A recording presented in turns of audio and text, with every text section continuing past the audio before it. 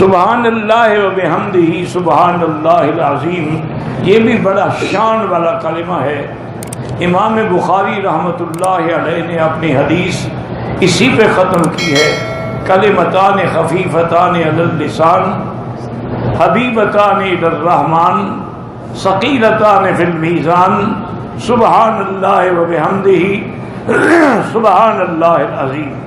یہ بھی پڑھا کرو، اور رزق کی وسعت کے لیے استغفار پڑھا کرو، استغفر اللہ الذی لا الہ الا هو الحی القیوم واتوب الیہ۔ اور ایک اور بھی میرے آقا نے عمل بتلایا ہے۔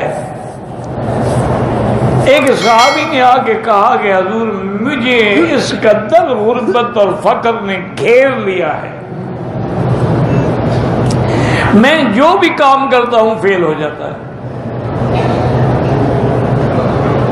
تو حضور نے فرمایا ایسا کرو کہ جب تم دکان میں داخل ہو اور دروازہ کھولو تو وہاں کہا کرو السلام علیکم والصلاة والسلام علی رسول اللہ صلی اللہ علیہ وسلم قل هو اللہ احد اللہ الصمد لم یلد ولم یولد ولم یکن له کفوا احد۔ یہ ایک دفعہ پڑھ لیا کرو، گھر میں جاؤ، دکان میں جاؤ، جب بند ہو، جب پہلی دفعہ داخل ہو تو یہ پڑھ۔ صحابی فرماتے ہیں کہ میں نے جب عمل کیا چند دن گزرے کہ میں تو اپنے علاقے کا سب سے بڑا امیر کبیر بن گیا، میں مٹی میں بھی ہاتھ ڈالتا تھا وہ بھی سونا ہو جاتی تھی۔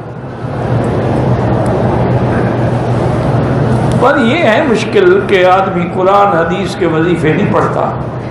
کوئی مکار پیر بتلا دے نا کہ ایک ٹانگ پہ کھڑے ہو کے قبرستان میں یہ وظیفہ کرنا ہے اور آنکھیں بھی بند رکھنی ہیں، تمہیں بلائیں نظر آئیں گی، ڈرنا بھی نہیں ہے، میں جو تمہارے ساتھ ہوں، کسی کو کھڑا کر دو بلائیں اس کو ویسے بھی نظر آئیں گی۔